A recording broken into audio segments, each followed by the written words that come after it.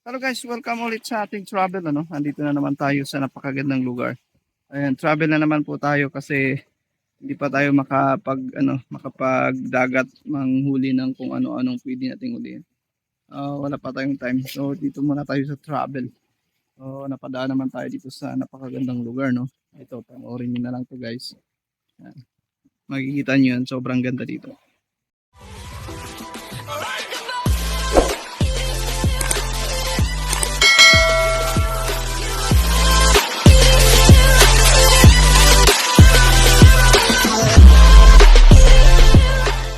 So dito guys, napadaan ako dito tabing dagat no. Ayan. Kung makakita natin, ayan, maraming mga bahay-bahay dito guys no. Ayun naman ay bahay ng yung inaalagaan nila ng isda. Tulad ng guys, yung lapo. Ayan. Ayan. Dito tayo sa tabing dagat. Masarap maligo. Ang linaw ng tubig. So dito white sand guys no. Red sand. Ito yung nakikita ko dito. So lakad-lakad tayo dito konti. Ayan. May mga nakatayong ilang pirasong puno ng mangrove dyan. At dito may mga bangka na nakataob. So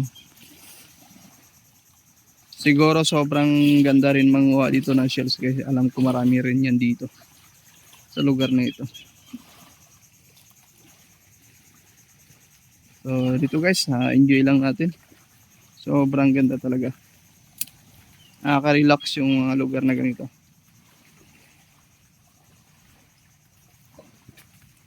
Tingin ko ito ay isang daungan guys ng mga residente na nakatira dito. Daungan ng kanilang mga bangka. Yun yung mga nakadaong dito eh. So dito sila nagdadaong.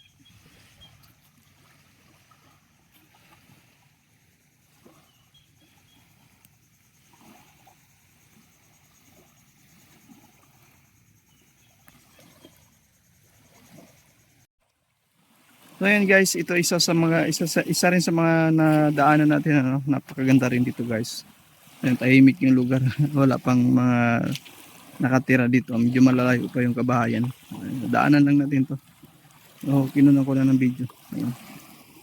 Ganda.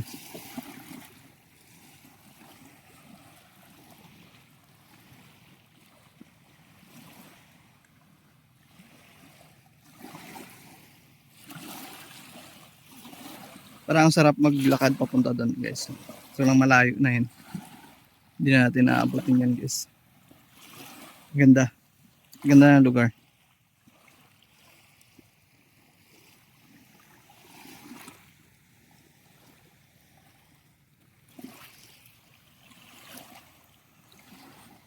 Ayan. Ubat pa dito. May daanan lang pababa.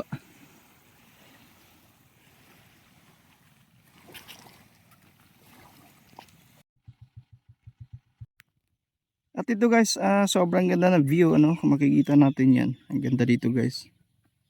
Ganda ng lugar. Ang ganda ng view. Kung ako may pera, bibiliin ko yung lugar na ito. Kasi kung dito ka nakatira, sobrang tahimik. Tapos pagbungad mo, ayan makikita mo. Dagat. At yung kabilang ibayo na makikita mong kabundukan. No? So sobrang nakaka-relax. Ganda. Pero meron ng may-ari, nakabakod na. So hanggang tanaw na lang tayo dito sa lugar nilang napakaganda. At syempre rin guys, ito panalo rin to. Ganda ng view, ganda ng lugar. Ayan kung makikita nyo. Ayan, gaganda ng lugar nila guys no. Sarap manirahan sa ganitong lugar. Ganda. Ayan yung makikita nyo na yan na nasa gitna island po yan.